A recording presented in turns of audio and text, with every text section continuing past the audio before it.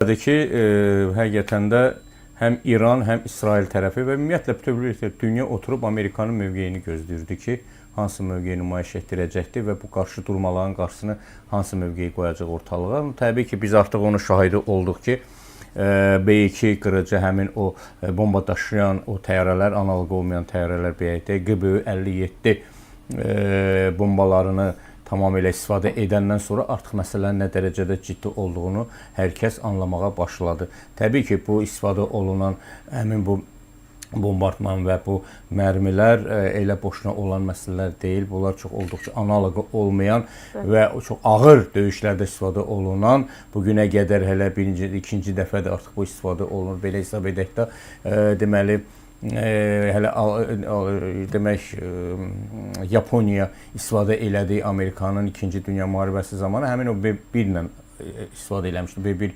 qırıcılarla istifadə eləmişdi. Bomba daşıyanlar həmin o təyyarələrdən istifadə eləmişdi. İndi isə B-2 ilə daşıyıb bunu əmələ edir. Yəni uzun illərdən sonra 70-80 il keçməsinə baxmayaraq ikinci dəfə bu Amerika bax bu vasitələrdən istifadə elədi və İranı bombaladı. Təbii ki, İndi bu baş verən hadisələrin bütövlüklə fonunda biz əgər hadisələri analiz eləsək və görsək ki, burada şübhəli məsələlər nədir ki, bu belə baş verdi, birdən-birə İran raketlərdən istifadə elədi, özü də ki, belə deyək də qənətli ballistik raketlərdən istifadə elədi. Təbii ki, başqa vasitələrdən istifadə edə bilməzdi, çünki İranın onsuz da öncədən hələ belə yüksək səviyyədə olan qırıcıları yox idi. Havadan müdafiə sistemlərini İsrail hələ həmin günü məhv elədi, yox səviyyəsinə gətirdi, çatdırdı. Yerdə qalanlar ancaq ümidi qalmışdı həmin bu ballistik raketlərinə ki, istifadə elədi. Bəli, çox düzgün buyurdunuz ki, nə oldu ki, bu 12 gün müddət ərzində birdən-birə tərəflər razılığa gəldilər ki, atəşkəs imzalansın. Burada üstünlük hesab etsək ki, Amerika ilə İsrail qarşılarına qoyduqları müəyyən qədər istəklərinə nail ola bildilər. Yəni İranın belə desək, əgər qəbul eləsək, həmin o 3 obyektləri nüvə istehsal edən həmin o obyektləri vuruldu. İndi nə dərəcədə onlar zədələndi, nə dərəcədə həmin o belə deyək də hazırlanan həmin o uranlar zədələndi və yaxud da ki, ələ keçirildi, mən bunu deyə bilmərəm. Çünki bu haqda geniş heç bir məlumat yoxdur. İran tərəfi də məlumat vermir, qarşı tərəflər də məlumat vermirlər. İndi orada olub, olmayıb, yoxsa öncədən bunlar artıq o uran oradan çıxardıblar, bəlkə də elə Rusiya daşıyıb aparıb yerləşdiriblər. Amma mən belə müharibə görməmişdim. Yəni ki, Amerika vurmamışdan öncə xəbərdar eləyir ki, mən vuracam. Hazırlaş. Hazırlaş. Yəni götür daş apar onları. Belə çıxır da, belə anlanır. Digər tərəfdən İran məlumat verir ki, mən Qatarı vuracam, mən tutalım ki, Amerikanın bazalarını vuracam. Amerikada artıq bir həftə öncədən oradan bütövlüklə öz kontingendini və qırıcılarını çıxardır, daşıyır, aparır.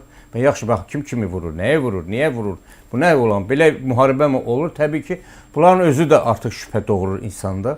Bilmirsən ki, hansı tərəfə inanasan, inanmayasan. Amma indi dünənki gecə hadisələrdən sonra, indi deyirlər ki, müxtəlif yerlərdə, ərəb ölkələrindəki olan o bazalar müxtəlif vurulub, amma hələ ki o haqda heç bir məlumat yoxdur. Sadəcə olaraq həyəcan təbili çalınıbdır həmin o ölkələrdə, amma heç bir dağıntı haqqında, heç bir bombardman haqqında bir dənə də olsun məlumat yoxdur. Sadəcə olaraq Qatardakı indi olan o hadisələrdir. Orada da deyir, heç bir insani itki yoxdur, infrastrukturlar çox bir o qədər zərərləşməyibdir, zərər dəyməyibdir. Yaxşı, bəs bu nə müharibədir? Bəs niyə belə baş verdi? Bu hadisələr birdən-birə bu fonda istifadə edir, yəni davam edib getdi. Daha sonra, yəni gecə saatları idi, radələr idi, məlumat yayıldı ki, artıq atəşkəs imzalanıbdır. Daha doğrusu elan olunubdur tərəflər arasında. Netanyahu'nun demək olar ki, belə açıqlaması çox qəribə bir açıqlama oldu. İran qarşı tərəf başqa cür məlumat verdi. Sonra da məlum oldu ki, yenə davam edir İsraili vurmaqda. Yenə də orada istifadə olunubdur raketlər. Amma mən hesab edirəm ki, bütövlüklə bu məsələlərdə bu sona yetməyibdir. Yəni başa çatmayıbdır bu qarşı duruma.